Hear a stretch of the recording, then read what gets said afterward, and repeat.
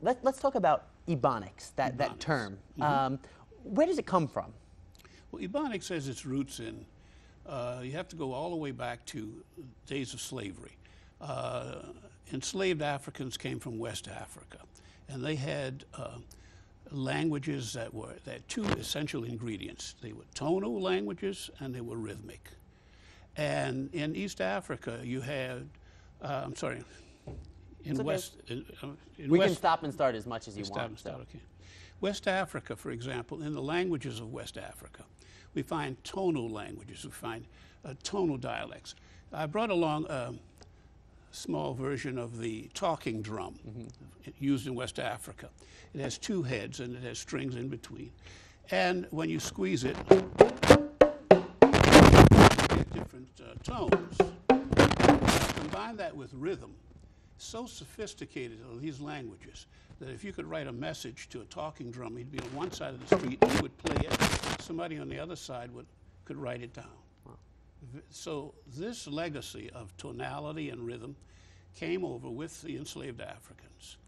Now, in order to understand Ebonics, you have to look at the black experience in America. And in that black experience, during the period of slavery, there were laws that anyone who taught a slave to read or write would go to jail and be fined.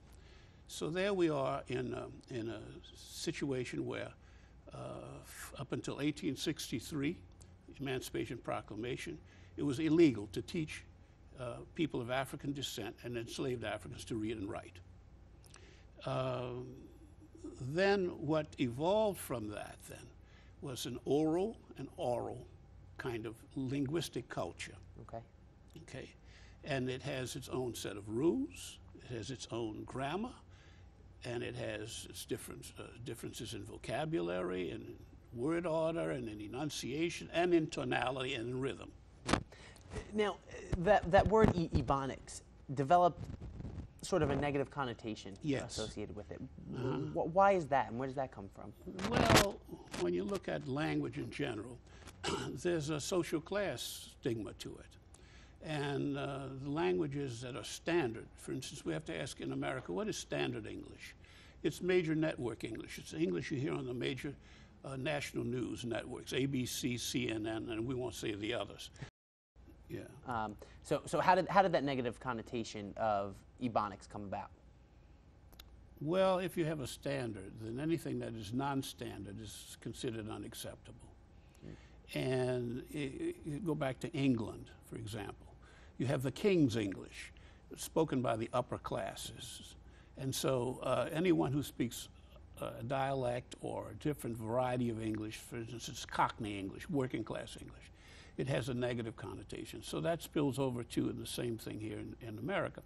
Now we have this standard English, which is Midwestern English. It's English spoken in Michigan and in Illinois, Indiana, those Midwestern states. So any language spoken outside of that, any variety, is considered non-standard.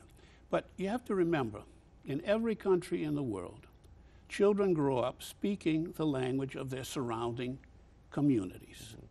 Now, if the community happens to be in the Midwest, then they have a plus when they go to school. But if it's not, then they have to learn, you know, the nuances and intricacies and elements of standard English. Let's talk about there for a second. Then that to me has always been referred to as dialect, based on where. What then is the difference between dialect and language? Well, language defined is a functional form of communication that uses words, it uses symbols, it uses gestures, it has its own grammar, it has its own rules, it has its own vocabulary. Now, dialect, I mean, linguists are at odds as to what that means, essentially.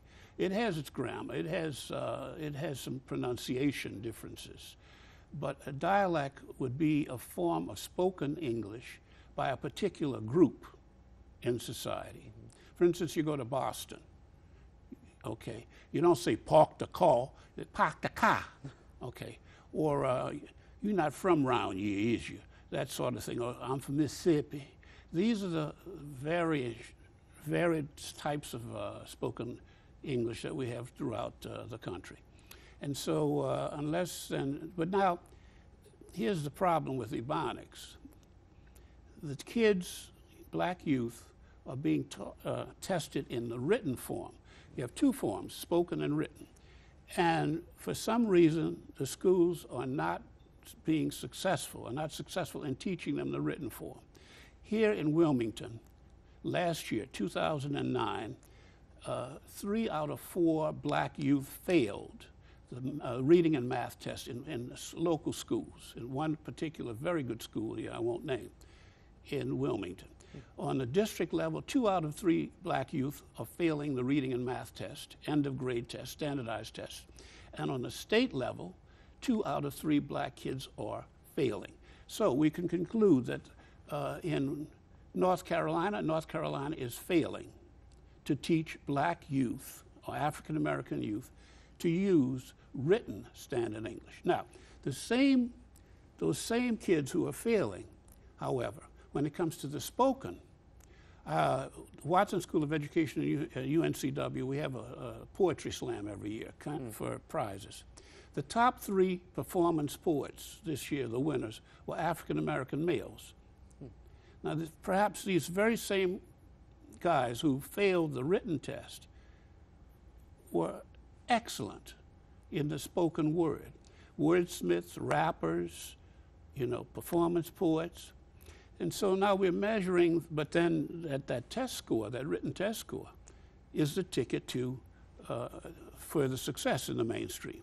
Right. We call standard English, we call it mainstream American English, but if you don't pass the test, you don't get into college. You don't get into college, you don't get the educational things. Now, I want to say this about Ebonics. We have approximately 40 million African Americans in the United States. Not all of them speak Ebonics or black English. And you hear this comment all the time. Oh, well, I'm black and I don't speak that way. Great, because you have learned to speak mainstream American English or standard English. However, to say that it doesn't exist is a denial, because it does exist. Here, the federal government most recently, DEA, the Drug Enforcement Administration, is seeking to hire 9 translators, because in their wiretapping of suspects, they can't understand what's going on. So in Ebonics, black English is alive and well, according to the federal government. And what I've tried to do at UNCW in the School of Education for future teachers, for my students, is to share with them the rules. The rules are quite different in Ebonics from standard English. The variations. For example, here's one rule, principle of inversion, where the standard English word takes on an opposite meaning. Bad then becomes good. Ooh, you bad. Now you see, you don't say yes, you bad. You have to do it with intonation and with some kind of vigor. You say, yeah. You bad, meaning you're good. The inversion. Why was this? Because in the black experience, you had to be very, very careful, if you were a slave, about what you said around somebody who could take your life or beat you or cut off your foot. And so they invented a new slang lexicon, as we call it, ways of communicating, which were outside of the mainstream. And this is why the DEA is having a problem, because they are communicating concepts and they're communicating ideas, and it's very functional.